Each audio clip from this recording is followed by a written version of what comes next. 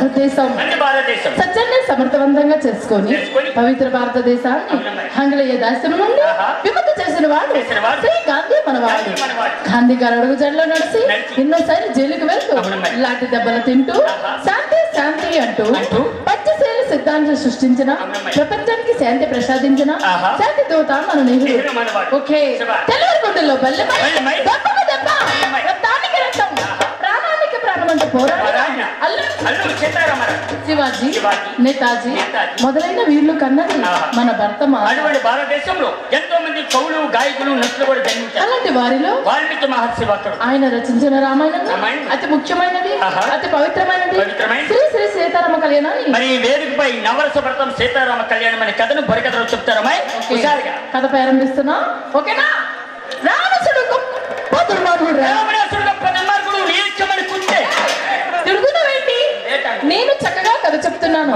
తెలుగులో తిట్టా, నేను హిందీలో తిట్టా. నేను నాకు చిన్న డౌట్, నీ హిందీ కూడా వచ్చా? What nonsense are talking? Hey బాబు, ఇంగ్లీష్ 23 భాషలు కూడా నాకు వచ్చు. నీకు విషయం తెలుసా? ఏంటి? నేను పాడే పాటల కుర్రవాళ్ళకి అర్థం కావట్లేదని 2020లో రిమిక్స్ చేసి తెలుగులో పాడు. ఏం బాయ్స్ ఐ యామ్ వెయిటింగ్.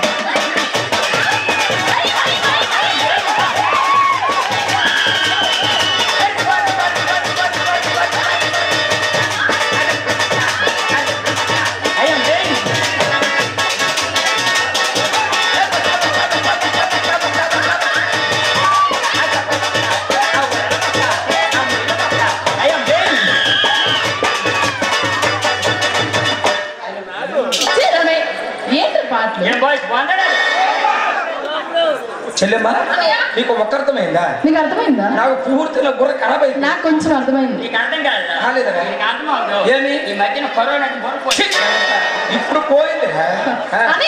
నాకు కొంచెం అర్థమైంది. ఎలాగా?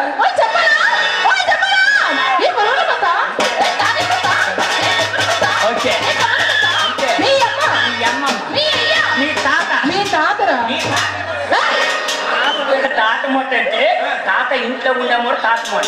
అమ్మాయి, నీకు ఈ కప్పల బస్తా, ధాన్యం బస్తా వరకు అర్థమైంది. ఈ పాట లాస్ట్ వరకు అంటే పెద్దవాళ్ళు కుర్రవాళ్ళు వంటున్నారు అంటారు. ఏం బాయ్ నీకు అర్థమైపోయింది. ఐ సే గో బ్యాక్ వెనక్కి. నీకు అర్థం కాలేదా? You come. ఓకే, వింటావా?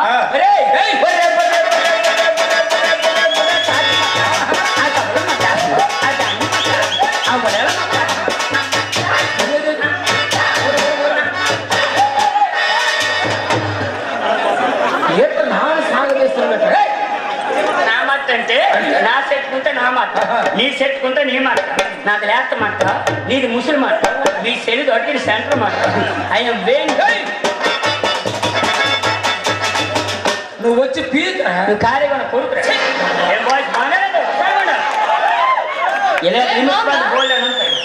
నోరు మీరా. నేను చక్కగా కథ చెప్తుంటే మధ్యలోకి వచ్చి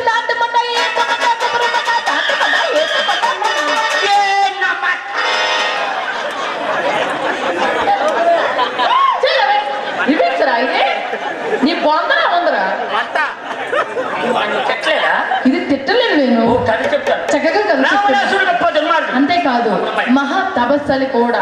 రావణాసుడు కొన్ని వేల సంవత్సరాలు శివుడు వచ్చి ఘోరమైన తపస్సు చేశాడు. శివుడు ప్రత్యక్షమై బాబు కంటేవారు, సాయి గారు ఒక ఆకు భోజనం పెట్టేయండి. అర్థమైందా? మాకేస్తారా? మీకు చెప్పండి. వేయలేదు కదా? వేయలేదు.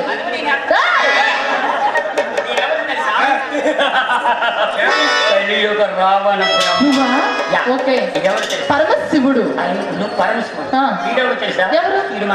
Personal assistant. తిని